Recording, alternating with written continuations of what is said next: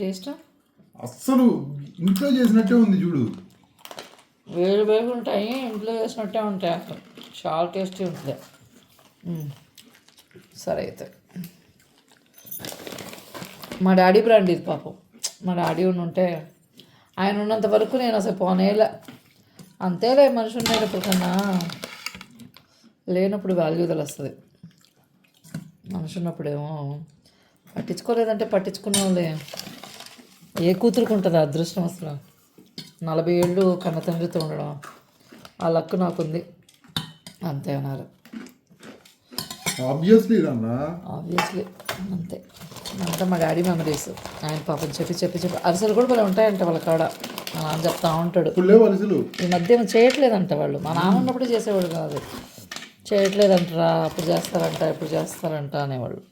వాళ్ళకి అరిసెలు back drop అవుతున్నాయి ప్రియా, అంటే ఉండిపోతున్నాయి. తీసుకునే వాళ్ళు తక్కువ.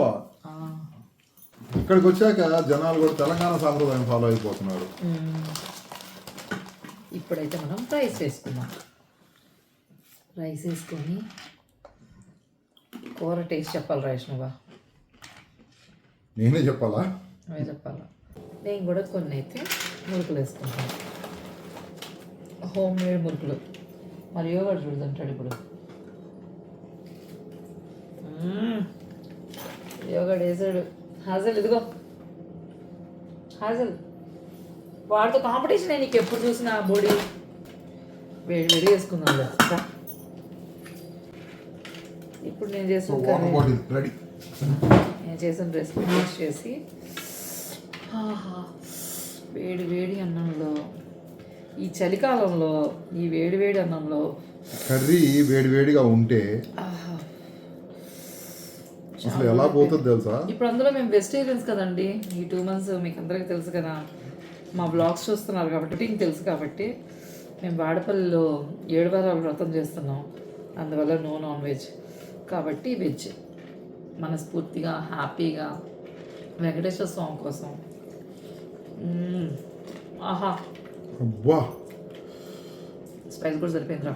అదిరింది. ఎక్కువ లేదు, తక్కువ లేదు, కరెక్ట్ క్వాంటిటీతో చాలా బాగుంది కర్రీ. అదిరింది అబ్బా. Thank you.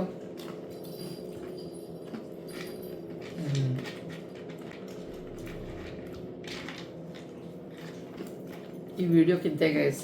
మమ్మల్ని సపోర్ట్ చేయండి. మా వీడియోస్ కానీ మీకు నచ్చినట్టయితే లైక్ చేయండి, షేర్ చేయండి, సబ్స్క్రైబ్ చేయండి. Bye bye.